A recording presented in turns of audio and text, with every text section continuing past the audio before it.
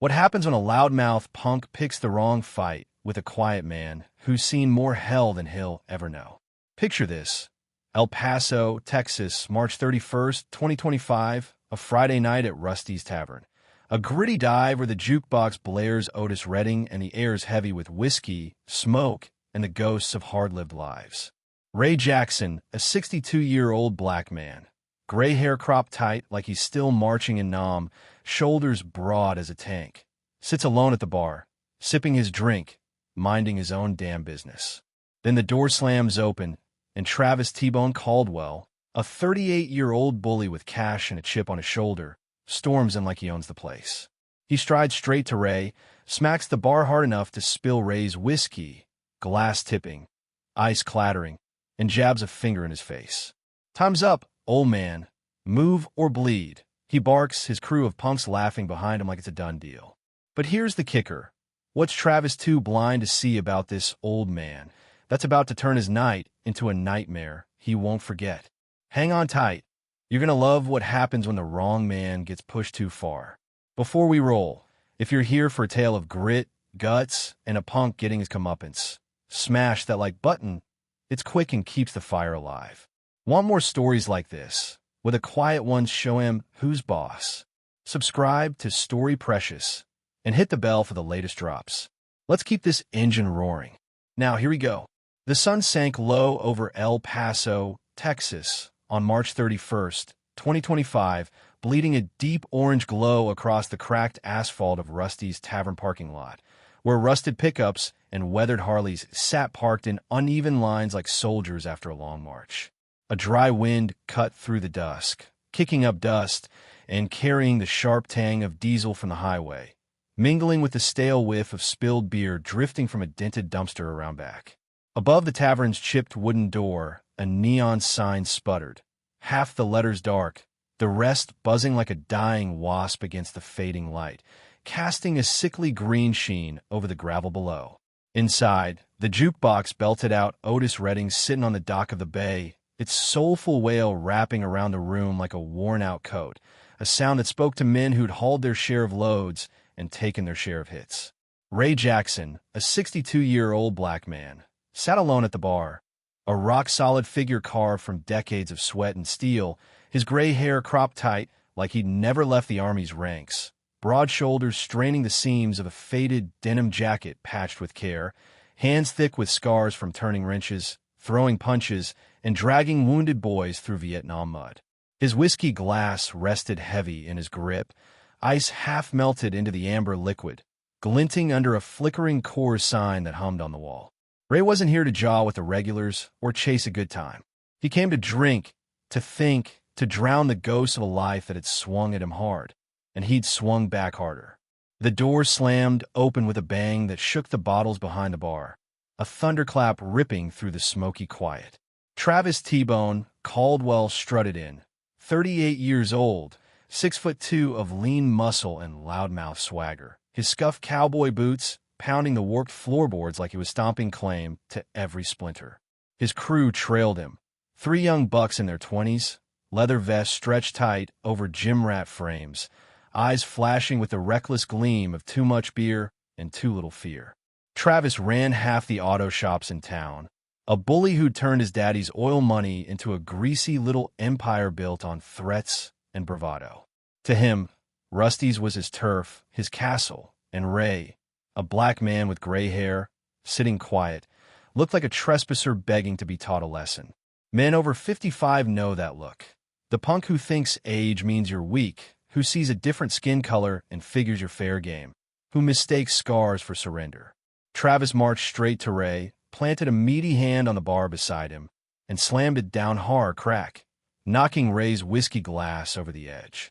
It tipped, hit the floor with a crash, ice scattering across the sticky wood like shrapnel, amber liquid pooling at Ray's boots. "Time's up, old man," Travis barked, jabbing a thick finger an inch from Ray's face, his voice cutting the air like a rusted blade. "Move your sorry self, or you'll bleed for it. Pick fast." His crew, Jimmy, Cole, Danny, spread out behind him, snickering like a pack of jackals circling a kill, their laughter bouncing off the walls. Gus, the bartender, A grizzled Vietnam vet with a glass eye that gleamed like a cold star and a scowl etched deep, growled from behind the counter, "Cut it, T-bone, or take it outside. I ain't mopping blood tonight." Travis ignored him, leaning closer, his breath a sour blast of beer and tobacco, fingers still hovering in Ray's space. "Deaf, huh? The marching days are done, Pops. Hustle off my stool, or I'll drag you out like the trash you are." Ray turned his head slow, gray eyes locking onto Travis with the calm of the man who'd faced down mortar fire and barroom brawls alike. "Ain't your night, kid," he said, voice deep and steady, forged in jungles and rings and long, hard years. "Back off, or you'll wish you had." It was no plea. It was a line in the sand, drawn with the weight of a man who'd walked through hell and come out the other side. Travis barked a laugh, sharp and ugly, slamming the bar again, bottles rattling, coasters sliding. "You hear this, fool?" he sneered to his crew, who hooted louder, feeding off his fire. "Last chance, Grandpa. Move, or I'll make you crawl out of here." The crowd, truckers with calloused hands, retirees with war-weary eyes, bikers with faded ink, leaned in, faces lit with knowing grins. They'd been Ray, pushed, sized up, ready to snap. Travis didn't see the storm brewing. He was too busy swinging his weight, too blind to the fuse he'd just lit. Ray Jackson hadn't rolled into El Paso looking for a fight, not even after punks like Travis started trouble that first night. 6 months back, he'd pulled into town in a '98 Ford F-150, its paint chipped to hell and its engine rattling like an old smoker on his last pack, chasing a new chapter after his garage in Albuquerque went belly up. Bankruptcy at 61 is a gut punch that don't pull no punches. It strips a man of his savings, his pride, his whole damn sense of self, leaves him with nothing but a beat-up toolbox, a limp from an old war wound, and a head full of what-ifs that keep him up at night. He'd rented a cramped garage off Route 20, a cinder block shack with a tin roof that groaned in the wind and a roll-up door that stuck half the time, and started fixing carbs, swapping oil, and patching tires for a handful of locals who didn't care where he'd come from or what he'd lost along the way. Rusty's Tavern became his evening ritual, a dusty dive where the jukebox spun soul and blues. Otis, B.B. King, Muddy Waters, mixing with the clink of glasses and the low hum of men who'd worked hard and lived harder. Gus, the bartender, poured heavy shots, swapped a few gruff words about the Dallas Cowboys, choking another season or the Texas heat that baked the soul right out of you, and left Ray to his solitude at the end of the bar. At 62, he'd earned that quiet, paid for it with army tours in Vietnam hauling gear through mud and gunfire, a cheating ex-wife who'd run off with a slick-talking car salesman in '08 when the money dried up, and a business that crumbled under a bank's cold, unforgiving grip. But Travis Caldwell didn't give a damn about a man's past, or his need for peace, or the battles he'd fought to get here. He'd marked Ray as a target from the moment he'd first seen him sitting at that bar, nursing a whiskey like it was the only thing keeping him steady. It wasn't random, neither. Not some spur-of-the-moment jab at an old black man who didn't fit Travis's picture of who belonged in his town. No, it went deeper than that. A week after Ray had settled in, he'd fixed up a beat-to-hell Chevy pickup for Old Man Rivera, a stubborn rancher with a spread out past the city limits, a grizzled holdout who'd been dodging Travis's pressure for months. Rivera had a patch of land Travis wanted bad, prime dirt for a new auto shop, a shiny cash cow to expand his grip on El Paso's underbelly, maybe even run some side hustles under the table. Rivera kept saying no, kept turning down the bribes, dodging the threats, holding on to his acres like they were his last stand. When Ray patched up Rivera's truck, new plugs, fresh oil, a rebuilt carb, all done cheap and quick, it kept the old man rolling, kept him in the fight, kept him telling Travis to shove his offers where the sun don't shine. To Travis, that made Ray more than just some annoyance. It made him a quiet, unassuming thorn in his side, a black mechanic with no business meddling in his plans. And Travis Caldwell didn't take kindly to thorns, especially not from a man he figured oughta know his place. It started small, the way rust creeps into good steel, slow and sneaky until it's too late to stop. That first week Ray showed up at Rusty's, Travis spotted him nursing that whiskey and tossed out a jab.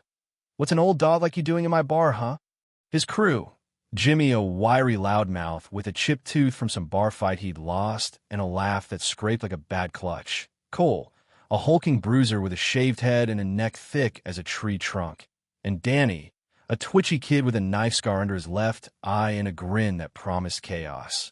Cackled like it was the funniest thing they'd heard all week. Ray let it roll off him, staring into his glass, his face a mask of stone carved by years of keeping his temper locked down tight.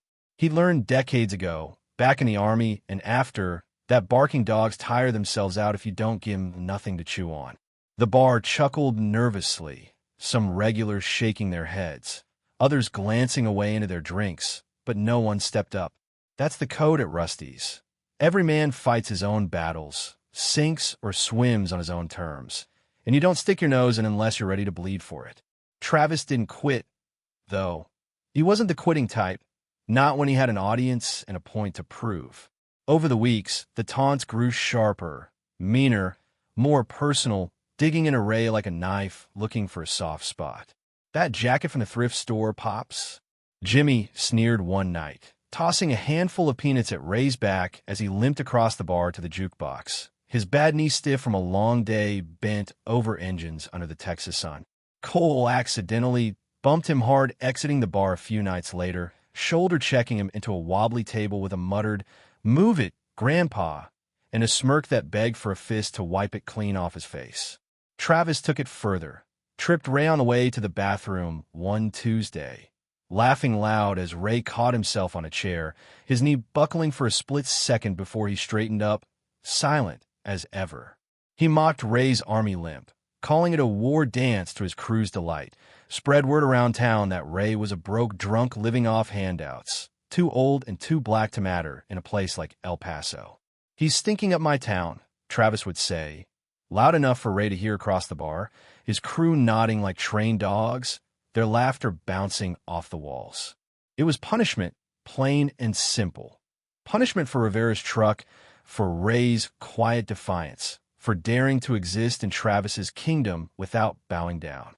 One muggy night, the air thick with heat and the promise of a storm rolling in from the west, Travis crossed a line that couldn't be walked back.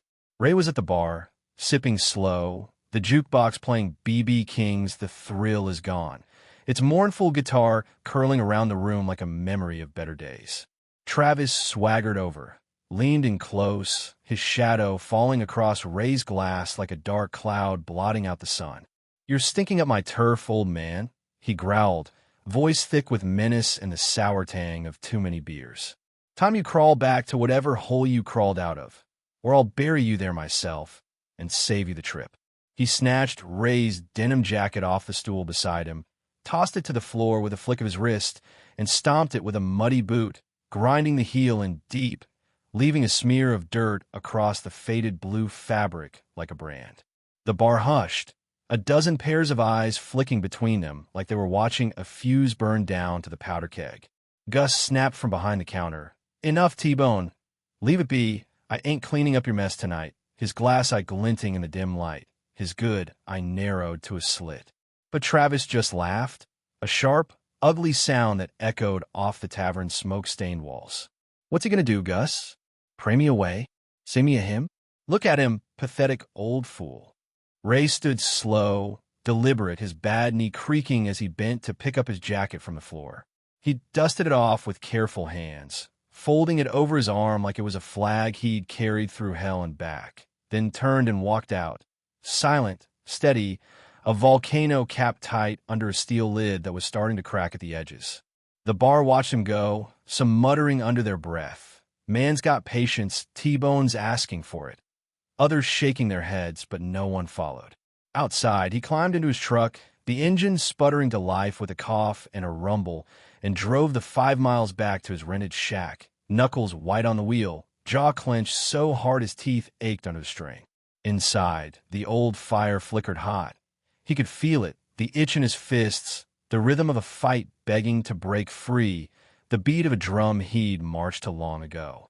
He told himself it wasn't worth it. Not yet. Not after all he'd been through to keep that fire locked down. But Travis was pushing, digging, jabbing at wounds Ray had spent years stitching shut, and every man's leash has a breaking point, even one forged in war and tempered by time. Travis didn't know restraint or consequences or the kind of man he was dealing with. He was a king in his own twisted mind, born to an oil man's fortune, handed a life most men bled buckets for, and he'd built an auto empire through threats, bribes, and a loud mouth that never knew when to shut up. At 38, he was half Ray's age, but twice as brash, the kind of guy who thought money and muscle made him invincible, who'd never taken a real punch in his life and wouldn't know what to do if one landed square. To men over 55, especially those who'd hauled loads, dodged bullets, and built lives with their hands, he was a walking stereotype. Every rich punk they'd ever wanted to deck, every entitled kid who'd sneered at their scars, their skin, their stories blind to the weight of real living. His crew fed off his energy, Jimmy egging him on with wisecracks that landed like flat tires, Cole flexing like a pit bull straining at the chain, Danny itching for chaos with that scarred-eye stare and a twitchy hand always hovering near his pocket. They saw Ray as a punching bag, a way for Travis to flex his dominance over the bar's pecking order, to punish him for Rivera's truck, to prove no one, especially not some old black man with a limp, crossed T-bone Caldwell and walked away clean. They didn't see the storm they were stirring, the quiet man with a past they couldn't begin to imagine, a past that was about to come roaring back like a freight train off the rails. Ray Jackson wasn't just some broke-down mechanic scraping by on oil changes and whiskey shots at the end of a long day. Back in the 70s, he'd been Razor Ray, a middleweight boxer who'd ruled the rings from Albuquerque to Houston. Black and proud, 6 feet of lean muscle, 175 pounds of coiled fury that hit like a thunderclap.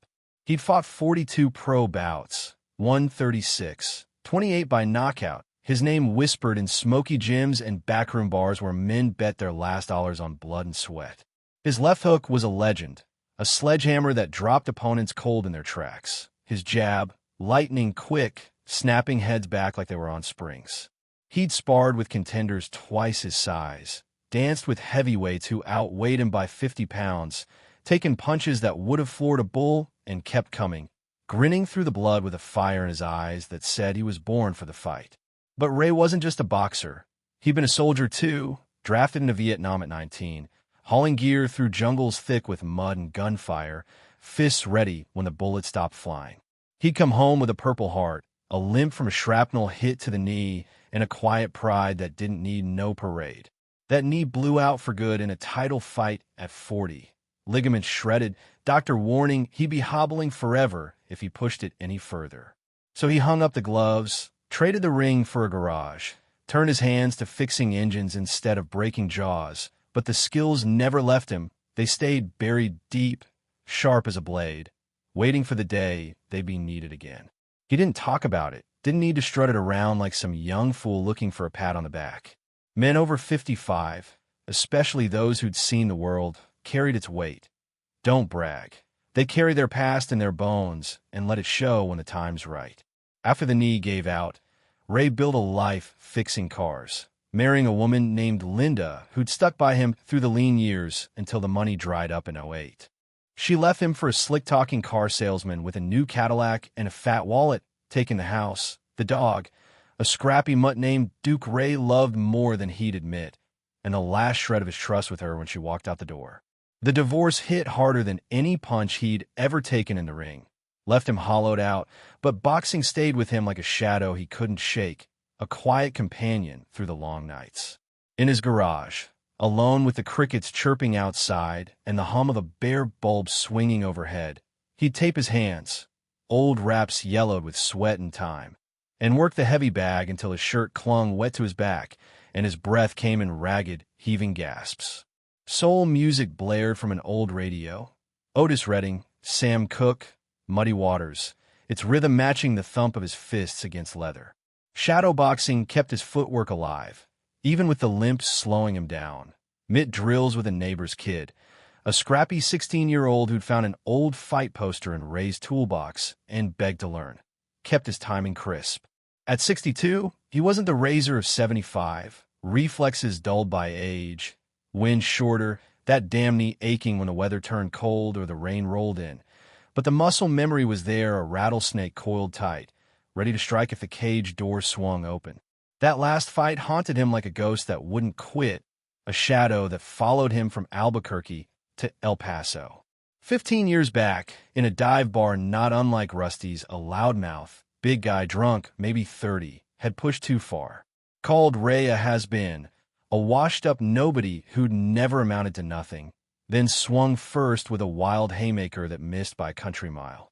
Ray's instincts took over. One punch, a clean uppercut to the jaw, thrown before he could think to pull it back. The guy hit the floor like a sack of bricks, out cold, blood pooling under his head on the sticky linoleum, his jaw cracked in 2 places. Cops called it self-defense. Let Ray walk after a night in lockup staring at his bloody knuckles in the dim cell light. But the hospital bill and a man's limp, a cane for life, stuck with him like a stain he couldn't scrub clean. His old Army buddy and boxing coach, Pete, a chain-smoking ex-Marine with a voice like gravel over broken glass, had drilled it into him over late-night beers and stale cigarettes in a backroom gym. Strength ain't in the punch, Ray. It's in holding it back. You're a fighter, not a killer. Don't you forget that, brother. So Ray buried the fighter deep, locked it away behind a wall of silence and whiskey, took the taunts, the shoves, the laughs from punks like Travis and his crew. Better that than blood on his hands again, better that than losing what little he'd scraped together after all these years. Travis's crew didn't suspect a damn thing, didn't have the sense to look past the surface. To them, Ray was a relic, soft, slow, a punching bag with gray hair and a limp, an old black man who dared to fix Rivera's truck and keep the old rancher in the game against their boss. They didn't notice the calluses on his knuckles, thick as leather from years on the bag, or the way his shoulders squared when cornered, even with that bad knee dragging him down. They didn't see the steady rhythm in his step, the way his eyes tracked movement like a predator's even when he was sitting still, or the faint scars above his brow from a dozen split lips and broken noses earned in the ring and the jungle.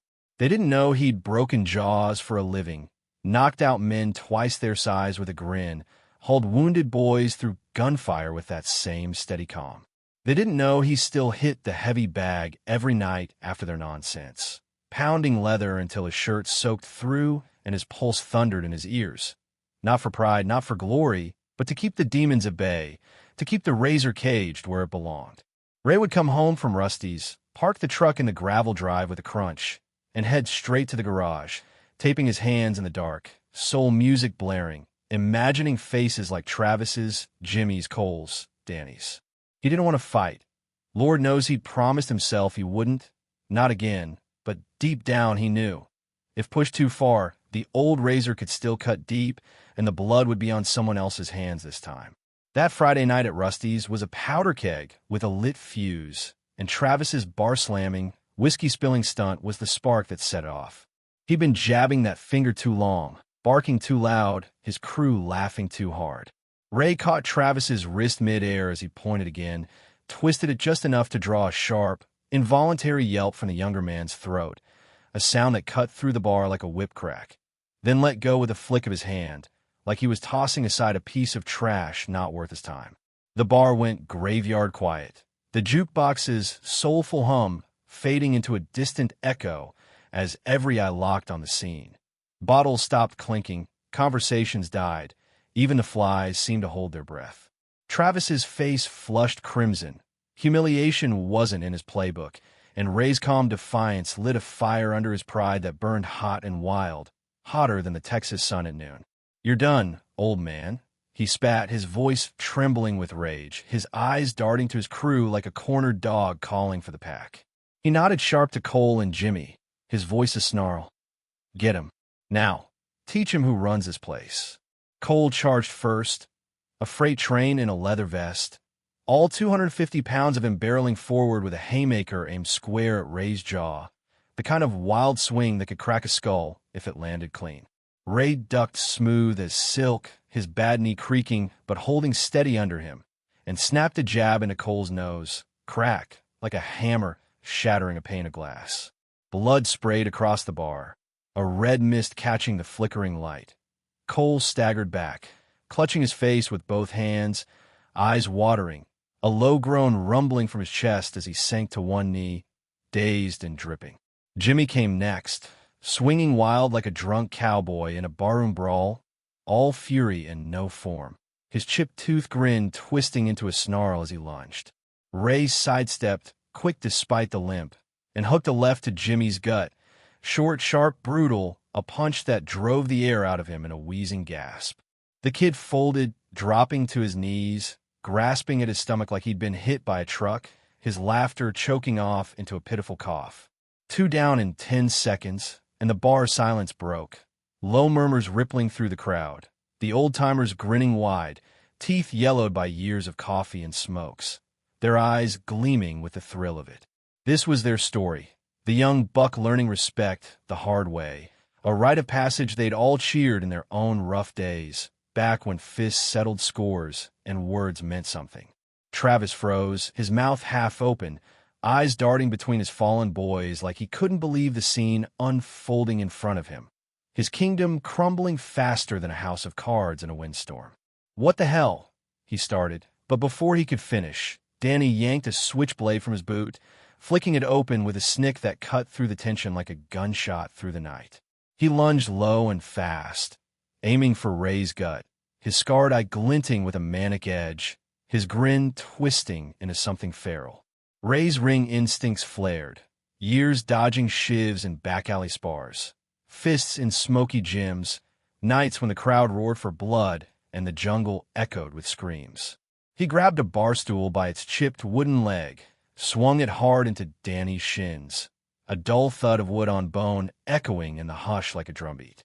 Danny hit the floor with a yelp, the blade skittering under a table as he curled up, clutching his legs, his bravado crumbling into a whimpering heap.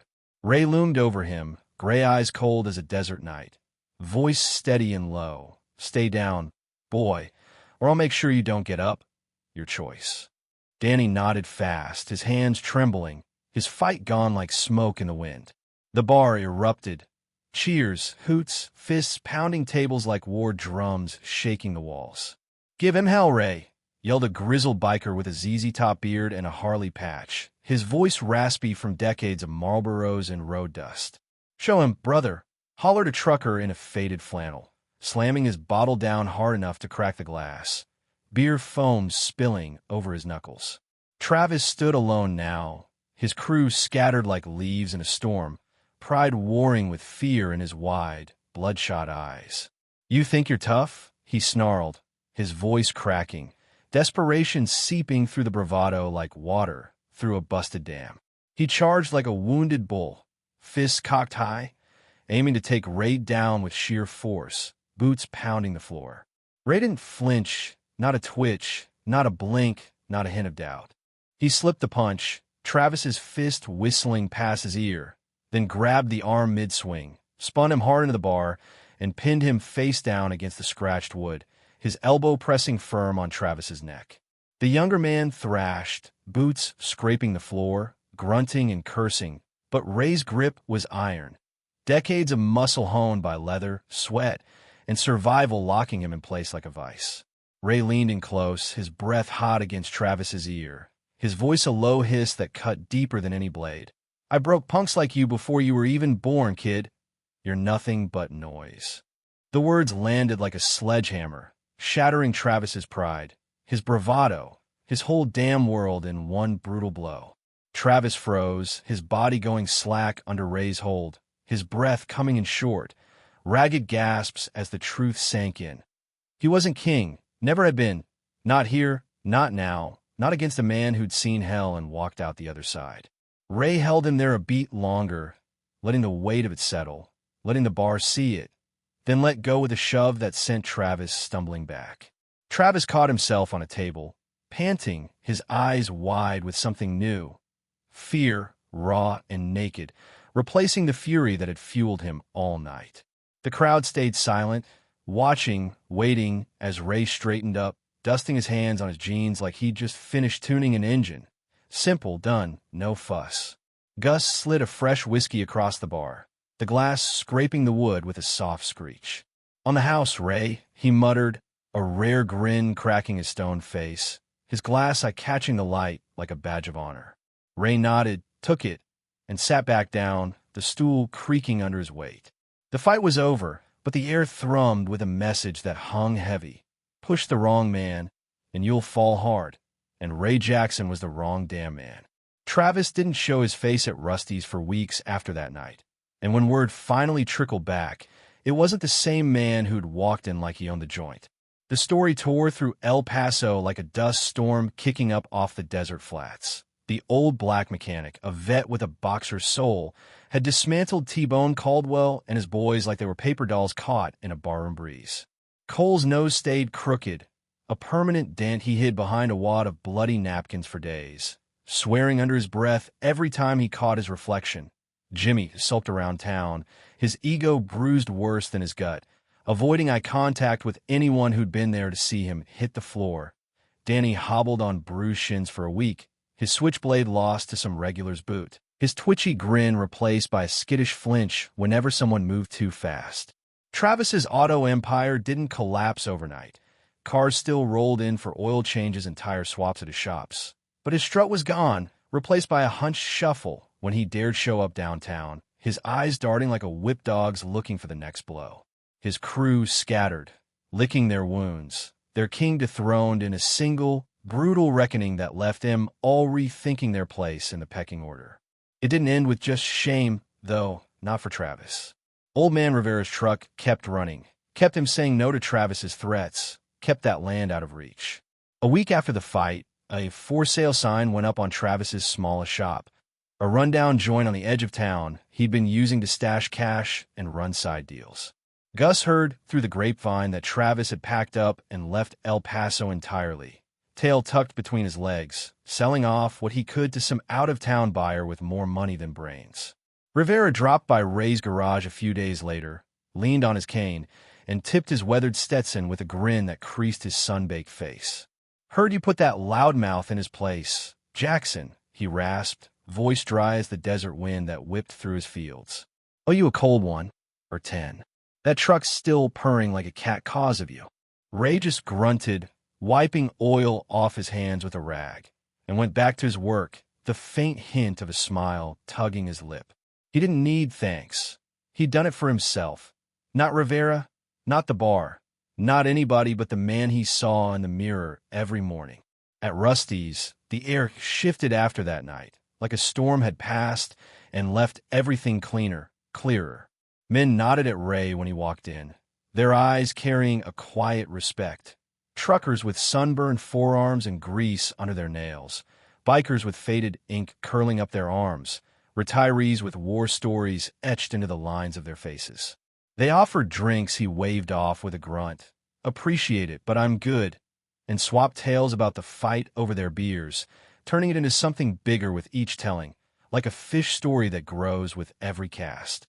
"Saw him drop that big fool Cole with one punch," a biker named Hank rasped one night, his beard brushing his bottle as he took a swig. "Like Nom, quiet ones hit hardest. Leave the loudmouths crying for mama. Beat him with soul, not just fists, that's Ray." Ray let them talk, sipping his whiskey slow, the jukebox humming Sam Cooke's "A Change Is Gonna Come" soft and mournful in the background, its notes weaving through the smoke like a promise kept. He didn't bask in it, didn't need to. The cheers, the nods, the free drinks were nice, but they weren't what mattered. That night, he'd gone home to his shack, iced his knuckles until the sting faded into a dull ache, and pulled an old cigar box from a shelf under a pile of oil-stained manuals. Inside was a grainy Polaroid, him at 25, gloves up, eyes fierce in his 75 ring, sweat gleaming under the lights, a young black fighter with the world at his feet. Next to it, a folded army commendation, edges yellowed, praising his unyielding courage under fire.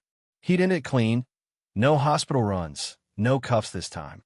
But the fire he'd buried flared hot, and it rattled him, shook him down to his bones. He called Pete, his old army buddy and coach, the line crackling as it connected across the miles to a little house in Louisiana. "Almost lost it again, Pete," he said, voice thick with whiskey and memory, the photo and paper still in his hand, the weight of them heavy. "Pete," 78 now. Voice like sandpaper over broken glass. Chuckled low through the static, a sound that carried years of shared fights and shared beers. You didn't though, did ya? Held the line, brother. That's the win, always was. You're still the razor, Ray, just smarter now, tougher where it counts. Ain't no punk gonna take that from you. Ray grunted, a faint smirk tugging his lip, a bit of the weight lifting as he listened to the old man's gravelly wisdom. He hung up, slid the photo and commendation back into the box, shut it tight, and pushed it back onto the shelf, the ghost quiet for once, settled by the knowledge he'd stood tall and walked away whole. Next Friday, Travis slunk into Rusty's, head low, boots scuffing the floor like a kid caught stealing from the church plate. Ray was there, same stool, same whiskey, the jukebox crooning low with Muddy Waters' Mannish Boy, its deep blues filling the room. Travis paused, eyes flicking to Ray, then away, his hands stuffed deep in his pockets, shoulders hunched like he was carrying a load he couldn't shake. He stepped close, voice barely above a whisper, cracked and hollow. Sorry, man, for all of it. Meant no harm. He didn't wait for a reply. Turned and bolted out, the door banging shut behind him like a gunshot echoing into the night. The bar exhaled, a ripple of nods passing through the crowd. Gus, the bikers, the truckers, all trading looks that said all without a word.